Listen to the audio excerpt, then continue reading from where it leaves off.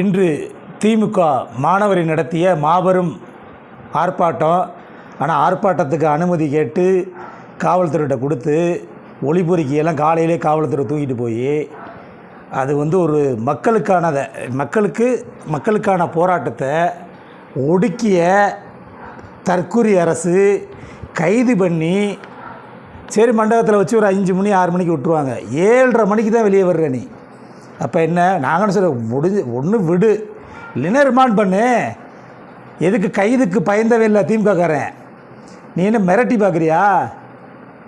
ஒளிபொறிக்கி இதே திமுக ஆளுங்கட்சியாக இருக்கிற போது எத்தனையோ ட்ரிப்பு அதிமுக போராட்டம் பண்ணியிருக்கு. என்றைக்காவது ஆர்ப்பாட்டத்துக்கு அனுமதி மறுத்திருக்கா திமுக அரசு? எண்ணற்ற கட்சிகள் கூட்டணிக்கு திமுகவில் கூட்டணி இருந்த விடுதலை சிறுத்தை கூட அனுமதி வாங்கி பண்ணியிருக்காங்க. எண்ணற்ற எதிர்கட்சிகள் அவங்களுக்கான ஒரு மக்களுக்கான பிரச்சனை அவங்க எது தவறுன்னு ஒன்று ஏதாவது ஒன்று நினச்சாங்கன்னா அதுக்கு அவங்க கருத்தை இது பண்ணி ஆர்ப்பாட்டம் பண்ணுவாங்க, போராட்டம் பண்ணுவாங்க. இதை நீ நசுக்க பார்க்குற. நீ ஒரு போதை அமைச்சரை வச்சுக்கிட்டு போதை அமைச்சர் மேலே நடவடிக்கை எடுனா திமுக தொண்டர்கள் களத்தில் இறங்கி மாணவரணி போராடுது, அதை நீ கைது பண்ணுறீங்கன்னா இது யாருக்கான அரசு? போதைக்கான அரசா? இவர் தான் போதையை ஒழிக்க போகிறாரா? அந்த அமைச்சர் இன்றைக்கி நடந்த ஐஏஎஸ் ஐபிஎஸ் மாநாட்டில் கலந்துக்கிற. அப்போ என்ன நினைக்கிற? ஐஏஎஸ் ஐபிஎஸ் எல்லாம் துணிஞ்சு போதைப் பொருள் பயன்படுத்தலாம் சொல்ல வரீங்களா? இது என்ன சொல்ல வருது தற்கொலை அரசு?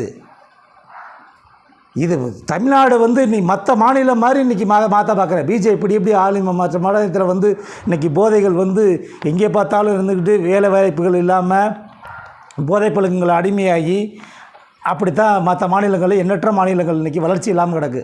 ஆனால் தமிழ்நாட்டு சிறந்த மாநிலமாக இருக்கிறத இந்த தற்கூரி அரசு தற்கூரி மாநிலமாக மாற்ற பார்க்குது. இதுக்கு போராட்டம் பண்ணால் காவல்துறையை வச்சு ஒடுக்க பார்க்குது. காவல்துறைக்கு நாங்கள் பயந்தவங்க இல்லை. போராட்ட காலத்துக்கு மிஸ்ஸாவே பார்த்தது தான் எங்கள் முன்னாள் முதலமைச்சர் முத்துவேலு கருணாநிதி ஸ்டாலின் அவர்கள். சிறைக்கு அஞ்ச மாட்டோம், ஆனால் எங்களை மிரட்டி பார்க்குது. ஓ ரிமாண்ட் பண்ணிடுவாங்களா, பயப்படுறாங்களான்னு பண்ணிப்பார். இன்றைக்கி எப்படி ஒரு 50,000 பேர் கைதாக இருப்போம்ல தமிழ்நாடு ஃபுல்லாக. நீ 50,000 பேர் தான் நீ ரிமாண்ட் பண்ணு. நீதிமன்றத்தில் கேட்கும்ல, எதனாலப்பா போராட்டம் பண்ணி, எதனாலப்பா ரிமாண்ட் பண்ணி அப்படின்ட்டு.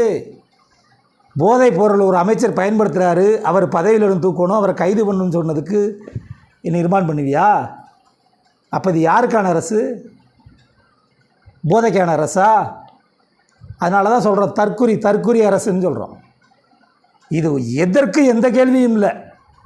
கேட்டால் அவர் குழந்தைக்கு மாத்திரையை வச்சு பொடி போட்டு செஞ்சாராம். எங்கே? ரூபா நோட்டில். நான் எத்தனை படத்துகளில் பார்த்துருக்குறோமே, நேரடியாக பார்த்ததில்லை.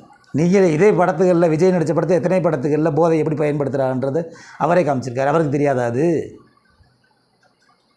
குழந்தைக்கு வீட்டில் முடியலை, அவர் அங்கே ஐபிஎல் மேட்ச் பார்த்துக்கிட்டு அங்கேருந்து மாத்திரையை நுணுக்கி கொண்டு வராருன்னா இதெல்லாம் கேலி கூத்தா இருக்குல்ல. இதுக்கு போராட்டம் பண்ணால் அது அனுமதி மறுக்குது. இதெல்லாம் ஒரு காலத்தில் திமுக தொண்டர்கள் அஞ்ச மாட்டோம். நீ ஆளுங்கட்சியாகத்தான் திமுக பார்த்துருப்பிய தற்கூரிக்காரர்களே. இந்த தற்கூரி எல்லாம் தெரியுது வருது. நீ எதிர்கட்சியாக இருக்கிற போது ஒவ்வொரு கேள்விக்கும் நீ சட்டமன்றத்தில் பதில் சொல்லணும். அதை விட்டுட்டு வெளியே வீட்டில் படுத்துக்கிட்டு அப்புறம் இவர் பேசுவார் அவர் பேசுவார்னா நிச்சயமாக தமிழக மக்கள் சாணியை கரைச்சி தலையில் ஊற்றத்தையும் போகிறாங்க. வரக்கூடிய இடைத்தேர்தலில் தெரியும்.